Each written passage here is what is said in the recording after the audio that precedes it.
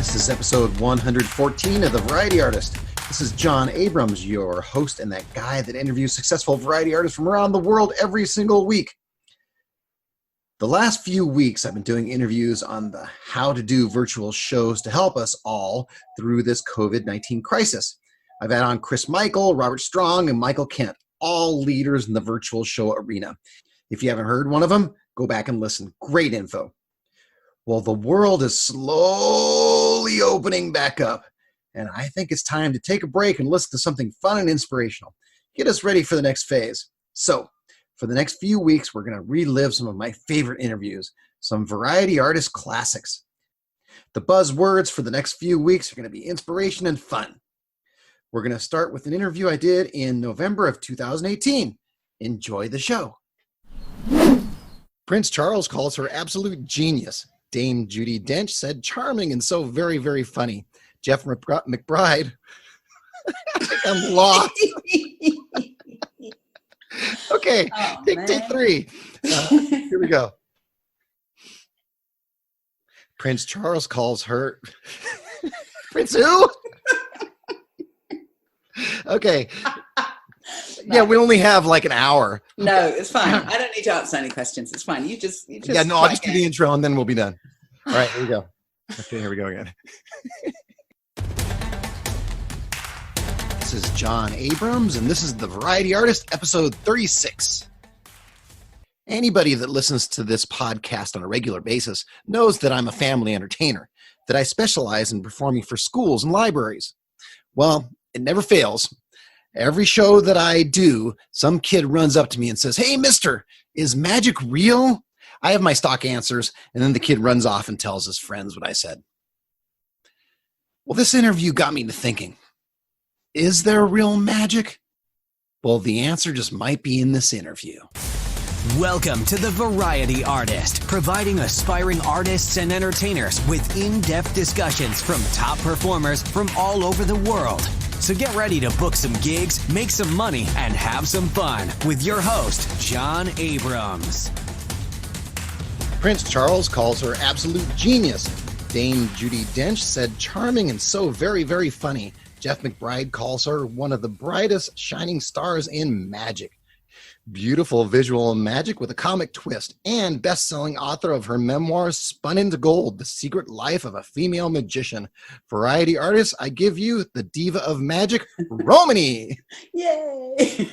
I made it through. Well done, John. That was obviously very difficult.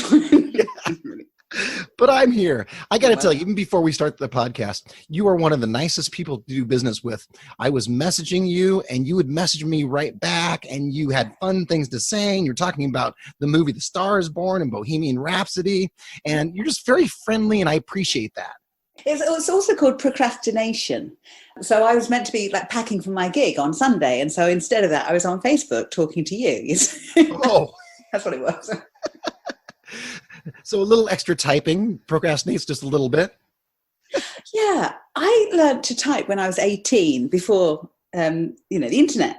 And I love typing. It's like playing the piano, but, I can't play the piano, but I can type. I can type really fast. It's like... Oh, yeah, I did too. I learned on here's how old I am. I learned on a manual typewriter in high school. I remember a couple of things about that class. I remember that when you did the big test, they would put a piece of paper over your hands so you wouldn't be able to see the key. I did that. Yeah, you had the same thing? But isn't it great? I mean, the thing is, everyone can type these days, but I really still like it. It's like... Yeah, and back then, you were employable because you could type. Right. Yeah, I worked my way through college because I could type. Now, you went to college. Did you go to college in England? I went to university in England, and the reason I went was because I wasn't allowed to go to stage school. I really wanted to go and learn theatre and dancing, but, my parents were very sensible. And so I went and got a good degree instead. What was your degree in? Well, English literature, which is fine, and Italian, which I can swear to you now, I have never used apart from to order an ice cream, a gelato, which I could probably have done in English. I took French in high school, and now have you used it? Well, I can read a menu. Oh. That's yeah, it. me too. Right. So if I'm at a French restaurant, I can order. That's about as And far. I'm really good at eating Italian food. We're going to talk about your performing career, and we're going to talk about all sorts of different things. But tell me about, I love these names, Walkabout and Bongo. Well, of course, Bongo, my dog, is named after Ali Bongo, of course, because Ali Bongo was a great friend of mine. He was, as everyone who knew him, he was a really, really lovely man. And I say this because he was my friend. And I must admit, at his funeral, everyone was competing to say that they were his friend more than anyone else. And I think that's the mark of someone that everyone loves.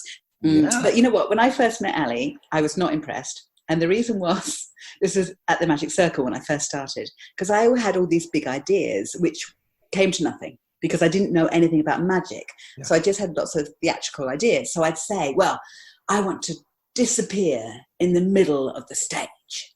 Okay. And that's my ending. And Ali Bongo would say, well, you don't want to do that.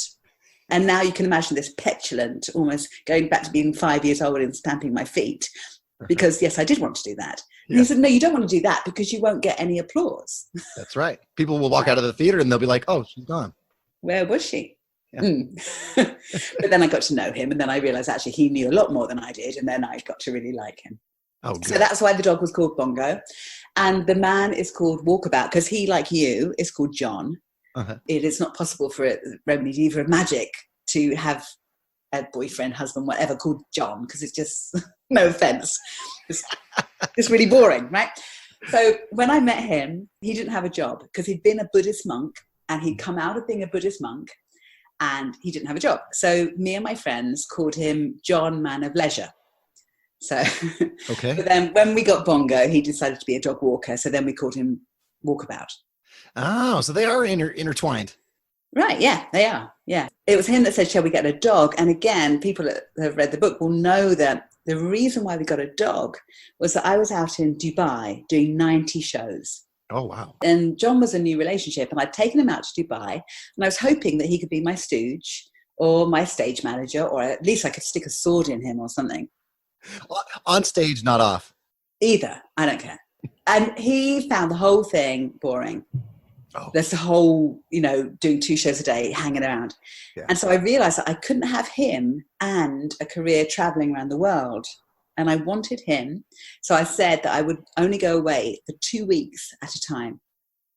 And that's when he said, should we get a dog? And so we could get a dog. Ah. But I feel quite proud of that because I have turned down a lot of bookings. Even, people have called me up for a 6-month thing. And I haven't even asked them how much, because I didn't want to be tempted.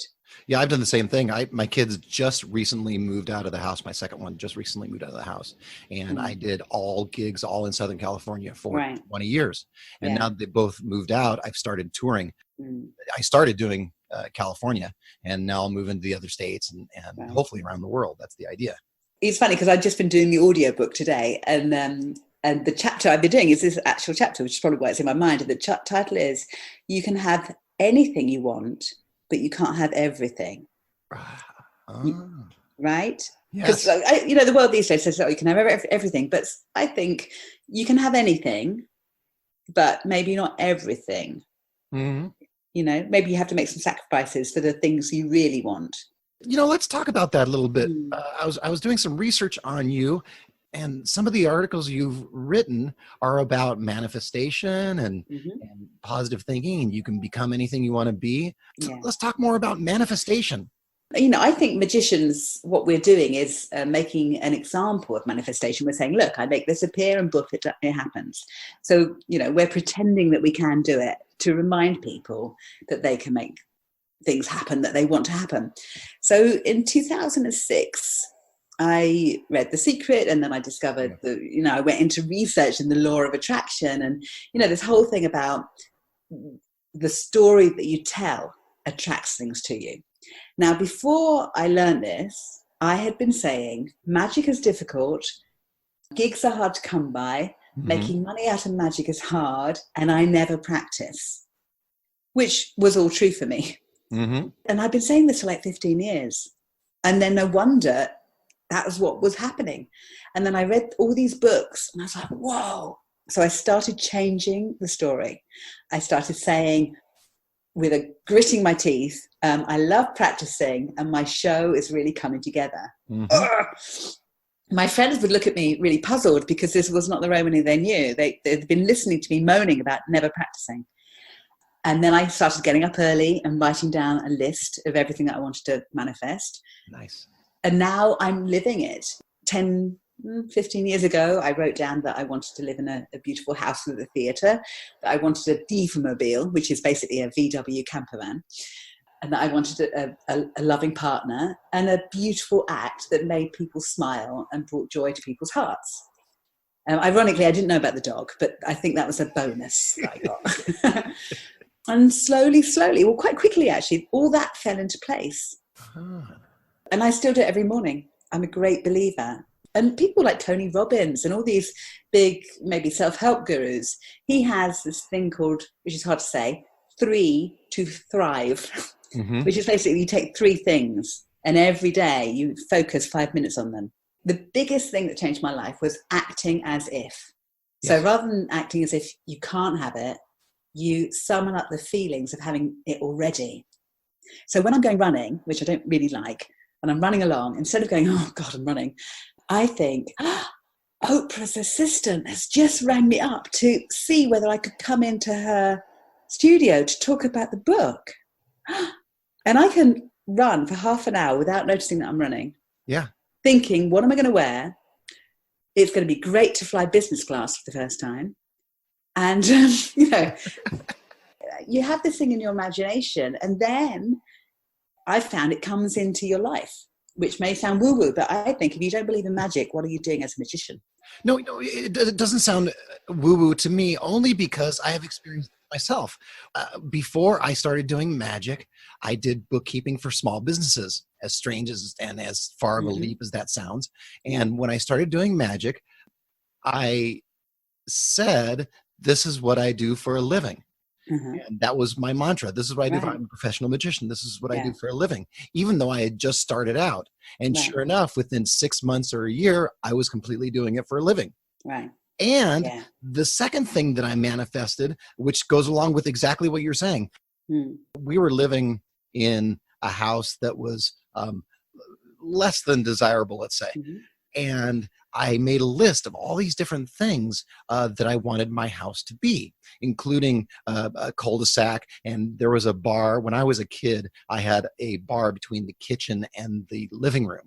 So I wrote that down on the list, a pool, a jacuzzi, and all of that. And so sure enough, about a year and a half later, we moved, and I found that piece of paper that I had written all those things down on. And I pulled out that piece of paper and I read it to myself again. And the house that we moved into had all of those things that were on that list. Coincidence? No, I'm a big believer. And that's what's happened in my life. I have got a little theatre in my house, and I have got, who knew, a lovely husband, and, it's all come together, but you don't stop there. Maybe my things have changed now that I'm quite comfortable, because 15 years ago I didn't have any money and I was in one rented room, and I was practicing between the bed and the window with the mirror balanced on the bed. In fact, half the bed was covered with hardboard and loads of tools and glue and things, because I was making props on half my bed. So I was actually sleeping with magic, and I would just sort of sleep on one side. So now I have a workshop, and it's all much easier. And so now it's more about having more fun and having gigs that are really fun and not stressful. And now it's about teaching other people how to do that. It's like giving that knowledge on. Sure. Once you reach those goals, you set new ones. Because I work on 6-star cruises like many magicians, and I work on Seabourn, which is at least £1,000 a night. And these people all have private jets, and it doesn't make me think I want a bigger house or I want a bigger car or anything. What I want is more time. I want more time, because in that time, I want to do stuff I want to do. I want to write, and I want to read, and I want to, make things. And so what I always want is more time. Yeah, me too. Yeah. Well, tell me about your theater in your house. But this is a Jeff McBride thing. So he has a theater in his house. And when I went along to him many years ago, he just said, well, you have to have a theater in your house. So I was like, okay. And in my very first tiny house I ever bought, we put a tiny, tiny theatre in. This is when I was married to a juggler. And so we would put on these tiny shows. We could get in about maybe 15 people. Oh. And we had a mixture between the neighbours and my more artistic friends. And the neighbours had never seen anything like it. So we'd get them in. And that's really how I practiced my early material. Oh. Because, you know, I was a street performer. And the street performers always said, until you've done an act 100 times, don't even think about it. You know, you've got to do it 100 times and then you can start to go, well, is it good? Is it not? So I had a thing on the wall and I would just tick off every time I did another show in my home theatre. Mm. So it's a really good place to practice. And so when I bought this house, I said to the estate agent, I need a house with a big enough living room that I can have a theatre. Yeah. And of course he looked at me as if I was completely mad. So we can get 25 people in here, and I don't do it that often because it's quite a lot of work. You have to clean your whole house, get wine, get food, when the people come and there's 25 people sitting quite up close to a stage show, their awe and their wonder is amazing. Yeah. You know, and they're so happy afterwards. It's much more intimate than a big giant 2,000 seat theater. I mean, it's not a commercial concern. I just do it for fun. I mean, I do charge for tickets, but, you know, I could earn much more money having a gig. Oh, yeah. It's a really nice thing to do. Now, your birthday's just a few days away, right? What are you doing for your Yeah, birthday? I am 50. I know. I'm so excited being 50. It feels like a big achievement. That is. I'm really excited. Obviously, we all work at parties. Uh-huh. So I don't want to have a party. Yeah. When I say I like running, I don't really like running, but I do like adventures while running. And I have a friend who's an ultra runner. What he's gifting me for my birthday is to meet at 5 o'clock in the morning in the dark on the hills somewhere with a group, anyone who wants to come, probably a group of my friends who are runners. And then we're going to run for sort of 3 hours into the sunrise. We're going to start off with a walk, apparently, which is good. And then we're going to run into the sunrise. And that's his gift for me. And we don't know where it is. It's going to be in the countryside somewhere. And then when we get into the sunrise, then we've all got hot drinks and cakes, and we're going to have that in the camper van. Oh. Yeah, that would be exciting. Are you doing something for your customers or for your clients? I did send out him a mail out just now to my mail list saying I'm 50 and inviting them, obviously, to this run. And obviously no one's going to come. And so far today, they've all sent me back great excuses for why they can't come. But I did put on it, I said, my greatest desire is for this book that I've written, to go out into the world because I think it will help people. Mm-hmm. And so for my birthday, for the celebration, I would love you to buy a copy. And if you have bought one already, then buy one for your friend or recommend it or write a review. And so I've been absolutely blatant. And I've just said, you know, what I want for my birthday is for everyone to read this book. That's very smart of you to do. So there's a story that goes along with the book in that one of my great heroes is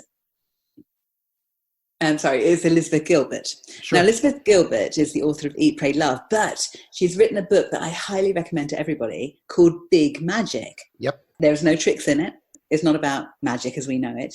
It is about getting on and doing whatever your creative endeavor is. Do not think you're too old, too fat, too whatever.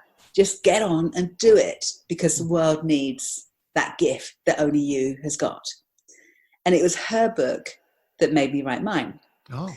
I really wanted to get my book to her. I wanted to thank her for her work, because not only that book, but also her podcast, which I highly recommend.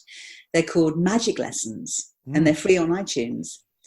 People that want to do any creative endeavor, like be a stand-up comedian or be a dancer or whatever, call in and explain how they're finding it difficult. And she really helps them find a way to get through. Nice. For example, it was 2:00 in Germany, and I'd done a big show for, I think, 2,000 people. It was 2:00 in the morning.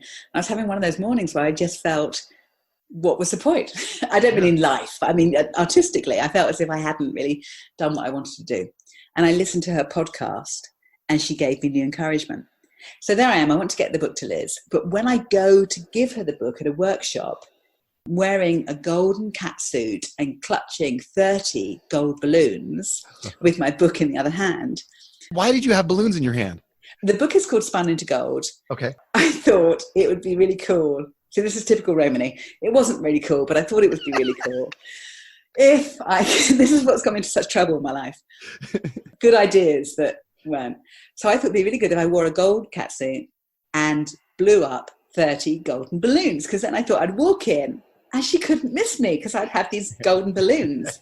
And I could say, hey, this book is for you and you really encouraged me and thank you very much. But the thing was that I was on a cruise the day of this workshop. So this cruise was 3 hours from London, but I got permission from the cruise director to leave the ship, even though my show was that night. I got up to London, blew up the balloons on the train and went to the workshop. That must have been a sight too. I know. Who knew? Try to control 30 balloons on a moving train wearing a golden catsuit. I do not wish it on anyone. It was ridiculous. But when I got there, the lady on the door said, I can't let you in. And I got it. I wouldn't have let me in. Yeah, you have a sequin catsuit and 30 balloons. Know.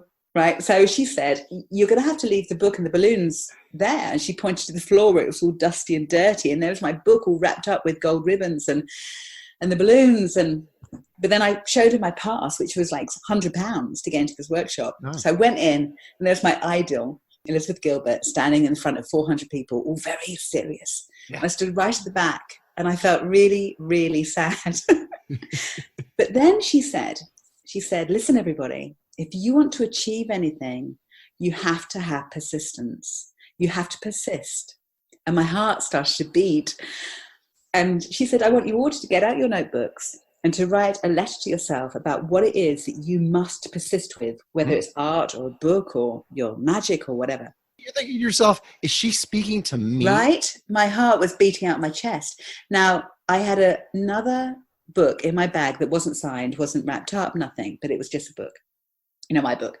And so I thought, I've got to do it. I've come all this way. I've spent a year getting this book finished to give to her. Everyone got out their notebooks and they had their heads down. And no one was looking. No one was looking as I tiptoed past 400 women, they were, all down to the stage. Even Liz Gilbert wasn't looking because she was writing in her notebook. And I put this book on the front of the stage. And she looked up and looked at me like surprised and a bit annoyed at this terrorism action. Yeah. And I just shrugged and sprinted out of the theatre. As if someone was chasing me. Run away. I did. I ran away. And I jumped into a taxi and I went, oh my God, that was the most scary thing I've ever done. And the taxi driver said, what did you do? And I explained the story. And he said, well, bloody hell, if she was teaching about persistence, then that's what you had to do. Otherwise you wouldn't have been doing it. And so now persistence is my watchword with this book. And so forget my friends. They have all got to buy it, but I'm not going to stop until it's in every airport and on the bestsellers list. And well, I'm dying to know the end of that story. Did she ever contact you? No. Oh. Wait. She didn't contact you yet. Right. But you know what? I think it was a gift because she gave me this word, persistence. And now I ain't going to stop.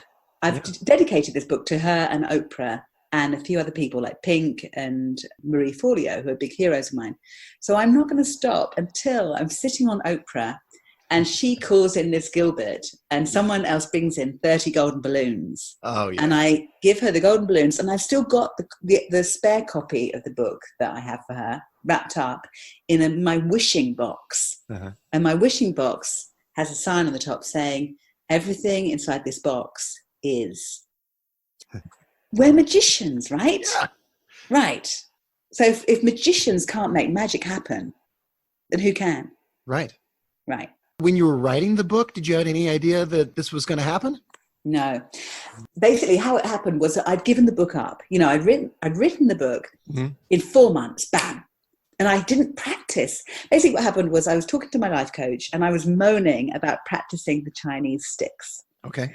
So I'm practicing the Chinese sticks, which now that I can do them don't take a lot of practice, but at the time. And it was August and I was pulling on one pom-pom and pulling on one while all my friends were at the beach. And so I was complaining and I said, I have to stay inside and pull on this tassel and the other tassel goes up. And he said, what would you rather be doing? And I said, I'd rather be writing. And I never said that before. Mm-hmm. And so for 4 months I wrote, but I didn't practice in that time at all, nothing. And then suddenly it was Christmas and I was like, oh my God, I've got all these shows. I haven't practiced for 4 months. I had to really put the book aside and started practicing, and the book got forgotten for 6 months. Until my friend said, hey, there's this Elizabeth Gilbert workshop, shall we go? And I was like, oh, wow, I could, if I pulled my finger out, I could give her the book. Oh, there's your deadline. Right. So she was my deadline. And so that was why she was so important to me. And so that was the deadline. Yeah. All right. But hey, we're not talking about magic. All the magicians are going to go, oh my God, they're not talking about magic. Well, we'll get to that. We'll get to your character and magic and all of that. But let's finish off with your book. So how can someone get a hold of your book? Well, it's on Amazon everywhere. So it's on Amazon all over the world. And it's just fun into gold. The Secret Life of a Female Magician by Romany. But if you are listening to this from Australia, apparently it's much cheaper to get the book on Book Depository, which has free shipping. Oh. And it's on Kindle. And what I really, really want, if you do read it, I really, really would love a review on Amazon, or just to write to me to tell me that you've read it, because that is my favorite thing at the moment. I may have to review it on this podcast. Yeah. Okay, good. It's for my birthday. The Secret Life of a Female Magician. Let's talk about that female magician thing. Right. Last night, I was thinking about this, and I thought, what magicians do I know off the top of my head? And then I listed, David Copperfield and all these different people. And then I thought, do I know any female magicians? I couldn't think of any, so I Googled it. Yeah. And here's what I found. I actually found a list. A lot. Yeah, I found a lot. I found a ranker list of the top 15.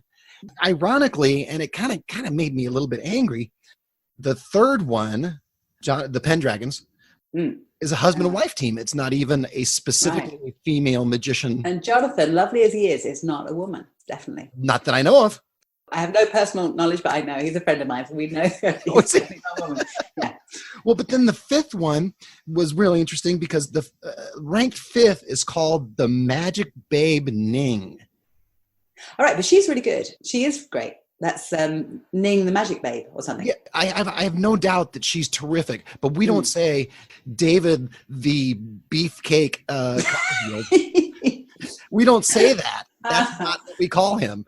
No, but that's her. That's what she's got as her name, and she's very sexy. And in Vegas we had what were those topless magicians? I have no idea. There was a show of dancers, and the show was topless.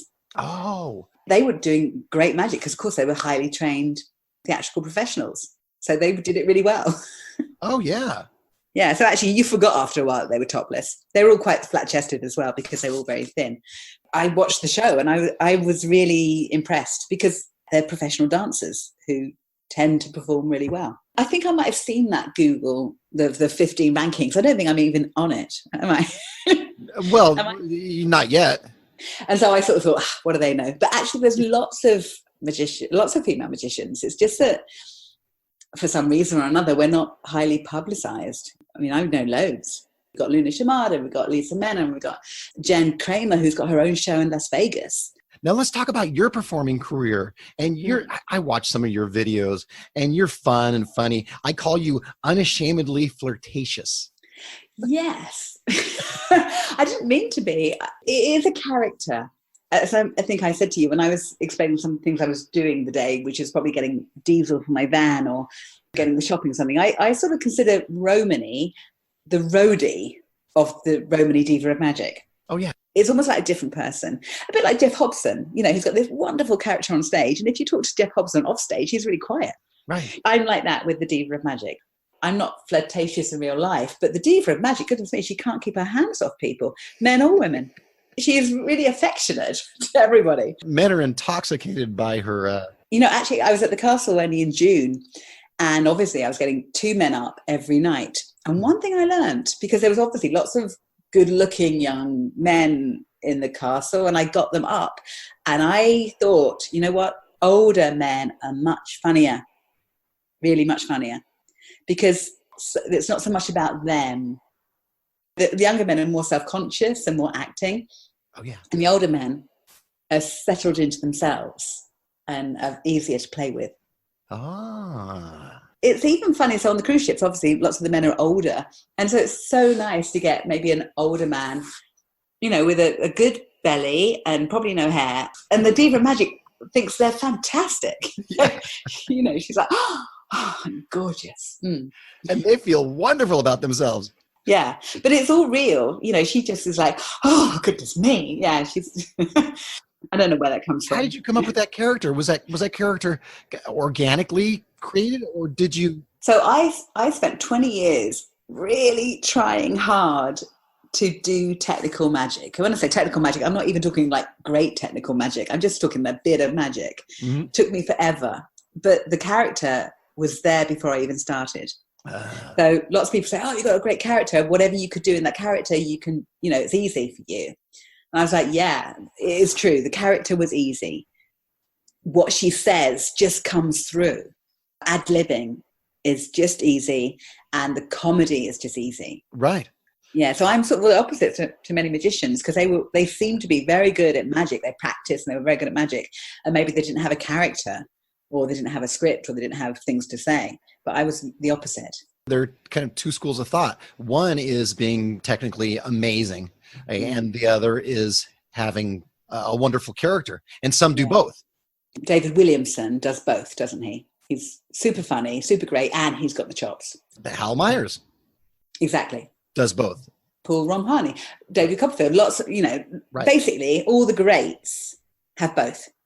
Well, there are so many people that are technically way better than me, way better than anything I've ever seen in their basement doing card tricks. But, you know, I had this awkward moment with Jeff years ago, where he came into my hotel room. We were at a conference, and I showed him what I was doing. And he said, where's all the magic we've been working on? He said, what's the difference between you and an actress? Magic. You know, he said, you're coasting on your personality. And then he left the room. And I was really upset. But, you know, he didn't know that I had been working on lots of magic, but it hadn't worked. So he had no evidence of this. He could just see that I was just doing shows based on my personality. Right. But that made me knuckle down and try and get something to work. It's still not easy. The BBC, which people could listen to if they wanted to, the BBC did, I'll give you the link later, a half-hour documentary on me trying to up my birdcage act for the castle. Okay. So I got new music composed. I had a choreographer. I had Jeff McBride helping me. I did all this stuff for 6 months, and it didn't come to anything. And I'd gone back to my original act. Oh, is that true? The documentary is interesting. And lots of people said, oh, we'd love to see the act. But the reality is, Bob Fitch, who probably everyone knows is just fantastic, he came into the castle to see me. And I said, what do you think? He went, He didn't think it was an improvement on the last act. And he's right. And I've gone back to the original one. That was a year of work. But the original was better. These things take time, or sometimes they don't come out. Right. And you learn so much in the process of putting those together, even if the final show doesn't work. Yeah, you're always learning. Yeah. But bear in mind, when you're listening to it, when I'm talking about the mirror, it didn't really work. Because lots of people have written back and said, oh, we'd love to see your new mirror act. Smoke and mirrors. It's all smoke and mirrors. It didn't really work. Now tell me about your meeting or performing with or for Prince Charles. Well, that was amazing. And that was something I didn't manifest. I didn't think that up. That was just a phone call on a Tuesday afternoon saying, this is how it sounded. Excuse me, could you come and perform for the palace?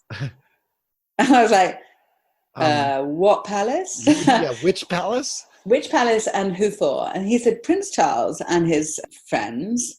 Can you do 10 minutes? Well, 10 minutes for me is hard. You know, you've got to establish a character. Yeah. I said, can I do 15? And they said, yeah. So I rocked up, and I wasn't nervous because I knew Prince Charles is a really nice guy. And I knew that he had a similar sense of humor to me because we listened to the same old-fashioned vintage stuff on the radio. Because I am so old-fashioned. I've never had a television in my life. Oh. And what I do all day long is listen to vintage comedy or podcasts or whatever. So I'd be listening to a lot of comedy, and I know that Prince Charles listens to the same thing, so we got the same comedy. I just knew he'd be really nice. But when I got there, which is a bit bad, and Hal Mayers, who's a consummate professional and who believes that you should stick to your time. Mm-hmm. So I should have done 15 minutes, but I thought, this is my moment. I'm doing 30. Oh. And then I did it, and it was really fun. It was really work. I do the jacket escape. And that was the thing you did on Penn and Teller, Penn and Teller, yeah. It's my favorite thing. It's great because just so much comedy you can get out of it. It's great magic too. Yeah, it really is. So when I got to the palace, they said, okay, we know you need 2 men, but we want you to use the head of royal security and Prince Charles's personal policeman. Mm-hmm. I was like, oh. Now all the magicians will know that it doesn't matter. SAS could tie me up, and I'm still going to get out of it. So that was just a really good gig. And then afterwards I met him, and he was just really charming, and we had photographs taken. And but it was one of those things that was just fell into my lap. I didn't do anything to get it, and it was just a really pleasurable thing. I performed for a number of stars here in Southern California, and same thing. Right. You get that phone call and you're like, yeah, I'll do that. Yeah, but I bet you charged them. I bet you had a fee, right? Well, some of the times you don't know it's them. For example, one time, I think I was telling you this before, I performed for Tommy Lee at his party, and Tommy Lee was there, and Daryl Hannah was there. But I was called by his agent, and I didn't know that. So I forget his agent's name. I didn't recognize the name, so I gave him my regular price. Good. And then when I received the check, it was signed, and it was from Tommy Lee, and it was signed Tommy Lee, and it was for what Tommy Lee probably thinks is a very, very small amount. Right. And I looked at the check and I said, dang it, I should have charged a lot more. Yeah. You know what? When you work for British royalty, you don't get paid. Nobody gets paid. Penn and Teller don't get paid. But it looks great on your website. It really does. And it was really good fun. And I'm a big fan of Prince Charles. So it was really nice. All right. Well, we're going to move on to fact or something John just made up. Is it fact? Or is it something John just made up? So here's how it works. I'm going to read a headline, and you're going to tell me whether it's true or not. And if it is true, tell me a little bit about it. Okay. First headline. Romany's main criteria for making the decision to continue living in Las Vegas or go home to England was sheep.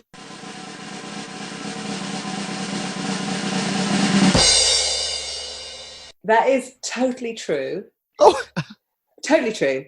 And I thought that was normal. And it was only when I told that to an audience on a question and answer thing on a cruise, and they all laughed. These were Americans, and they all laughed. I was like, maybe it's not so normal. I heard a voice, and it said, leave your husband, sell your house, go to Las Vegas, which I did. And there I am in Las Vegas, and I've had a great time. And I think, shall I stay? And everyone's saying, you must stay. Mm-hmm. When I got home to England to really make the decision, I was cycling through a green fields around my house. And there's lots of sheep. And I was like, Vegas doesn't have any sheep. And that was it. I was like, no, I'm very English, and I really, really want to live in the countryside where there's sheep. And that was a big decision, which sounds mad, but yeah. I mean, I'm happy to go for 6 months or something, but basically I need to be in green. All right, we're going to go on to the next one. When performing at the Magic Castle, Romany lost one of her high heels. So instead of going back to the hotel to look for it, she did the entire show with one heel.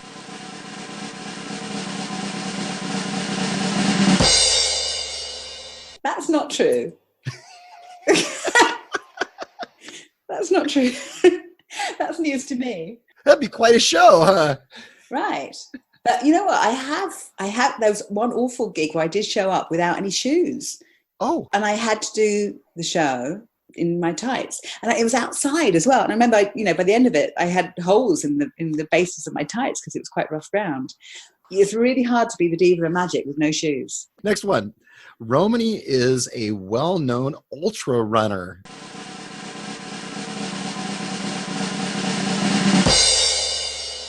That's not true either. Well, you've talked about running a lot. Right, yeah. Romany is not an ultra runner. In fact, if my friend Dave, who is an ultra runner, was here, he'd fall off the sofa laughing. Romany likes going into the countryside to follow ultra runners, but she's pretty slow. She likes nothing more than to stop and have a look at the scenery. The sheep. Right, and the sheep. Yeah. So I'm not at all an ultra runner. My friend, I've got a friend called Dave who's inspirational in many, many ways. And he's the guy that does the Tromsø Sky Race. This is going up and down mountains in Norway. He's the guy that doctors said he shouldn't run again because he had a bone in his ankle or something, and he just runs everywhere. He was the guy that got me to pay thousands of dollars to get my book edited by the best people. Because on a run uphill, when he's talking to me to keep me from stopping, I gave him this question: shall I spend all this money on good editing or not? And he said, why would you not make it the best you can make it? And he applies this in all of his life. And so he's been trying to teach me this since this. Why would you not make it the best you can make it? Yeah. Well, that brings us to our next big headline. This is something people didn't know about you. Romany holds the world record for joggling, which is juggling while jogging.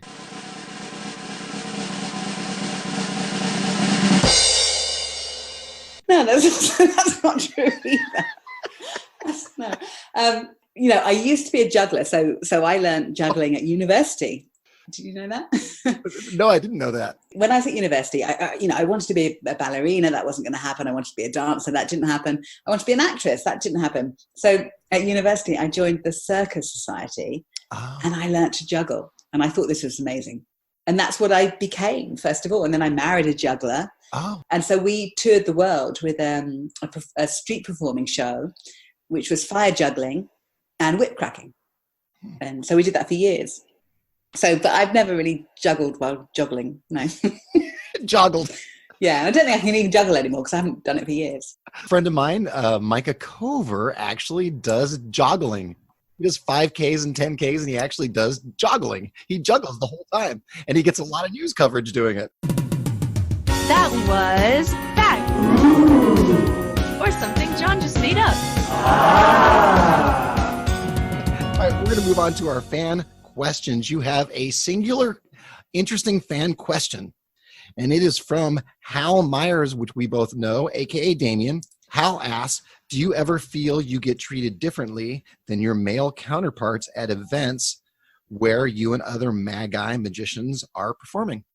There's been a sort of not a complaint, but an observation from many female magicians. Often at a convention, they'll only book one female magician. They're going to have the token female magician. And they say, oh no, we've got one female magician this year. So there's that. Also, they have that often at gigs. They'll have one female magician. So there's that. I do think females magicians are judged much more on their look and their age than male magicians. So I'm going to be 50 on Friday, which I think would count me out for many new television programs. But it wouldn't count out a 50-year-old man. That's right. Because 50 in female age is old, or perceived as old. 20 or 30 is what they're looking for. But 50 in a man as a magician isn't old. Yeah, it's distinguished. It's distinguished. People have read my book. I've spent my life trying to keep within the confines of my costume. And again, in the social media and that, they're always looking for, like Fox News, slim, young women. But that doesn't apply to men so much. So I know many of my dearly beloved colleagues who really are not slim or pretty. But they are talented and they are funny. Talented and funny, I think, should be enough. And I think in a live show it is, because I know I can hold my own in a live show. But I'm not 20 and I'm not super thin. So, if those are the criteria which get applied, then that is the difference. Well, there is a huge difference between performing and making your performance accepted by the general public and being booked for that performance. Yeah. Usually what happens is they hire young dancers, professional dancers in their 20s or early 30s and teach them some illusions and then put them in the show rather than having magicians who have spent 20 years, learning the craft. Right. And again, because what's important in the show is glamour and youth. That is a disappointing thing in this day and age. Yeah, that brings me to a thought. As a male magician, I have all sorts of people that I can look up to, people that I've thought about throughout the years, different magicians that have done different things. But as a woman magician, who do you look up to? Right. There's one character, Faye Presto, in England, who's now 70. And I look up to her for her indomitable spirit. She has not been treated very fairly by the magic community. She doesn't think I'm 70, who's going to book me. She just absolutely expects to be booked at great prices because she's a really good performer. I look at her for persistence, tenacity, and determination, and the sheer chutzpah of I'm good, book me. She is, by the way, number 1 on the ranker list. For my female heroines, I don't look to really anyone in the magic world. I look to people like Pink. Pink is she's an amazing performer. She fills stadiums. She is spectacular. So people like her, Barbra Streisand, it's all the musical big stars I look up to. Lady Gaga, these really big stars. Ellen, these women who knock it out of the park whenever they perform. These are the people I look up to. But you know what? I have to say, I didn't make it easy for myself. It wasn't that people were being prejudiced against women or whatever. Again, if you read the book, you'll find out that I was making it harder for myself. And that's why it took me so long. I was trying to reinvent the wheel. And so, it wasn't that I wasn't being allowed into some citadel. I was just trying the wrong things and going about it the wrong way. And that's really why it took me so long. But now you're on top of the world. All I ever wanted was an act. I wanted what I kept writing down every day in my notebook. I used to say, I have a beautiful act that is full of beauty and wonder and makes people smile. That's what I wanted. I wanted the audience to leave the show feeling a little brighter, a little lighter, and feeling, like when you've heard a wonderful story or when you've laughed or when you've seen a great song, that feeling, that's what I wanted to do. And for as long as they're watching my show, whether it's 45 minutes on a cruise ship or 10 minutes in a theatre, whatever, I wanted them to forget all their worries for that moment of time. And that is and still is the height of my ambition. It's not to be a mega star or whatever. It's that everyone that watches the show forgets their worries for as long as they're watching me. The BBC asked me, they said, why is it you're so passionate about this? And it actually made me cry because I said, listen, I'm not a doctor, I'm not a nurse, I'm not building great buildings. All I'm trying to do is just make people a bit happier and get them to laugh. Yeah. In fact, we're going to end on those lovely words of yours. Where can they get a hold of you or get your book, get a hold of you and all of that? Well, the book, as I said, is on Amazon. That's everywhere, spun into gold. My website is romanymagic.com. There's clips of my shows on there. My author site, Romany. And there's lots and lots of pictures. Twitter is Romany Sequin. And Instagram is Magic Romany, but it's all on my website. Thanks, Romany, and thanks to all my variety artists. If you found this podcast valuable, tell a friend. That's how we can spread the word. Make sure to rate and review the show from wherever you're listening to this. Hit that little 5-star thingy, and if you have a minute, leave a quick review. All right, you can reach me at my email address at john@thevarietyartist.com or join my Facebook group at The Variety Artist, where you can ask me to ask questions of our guests. Now go out and book those gigs, make some money, and have some fun. That's all for this episode of The Variety Artist, but your journey continues on our website. Go to thevarietyartist.com for more strategies, insight, and resources, as well as show notes on today's guest to assist you in your career. We'll see you on the next episode of The Variety Artist. But until then, go out and book those gigs, make some money, and have some fun.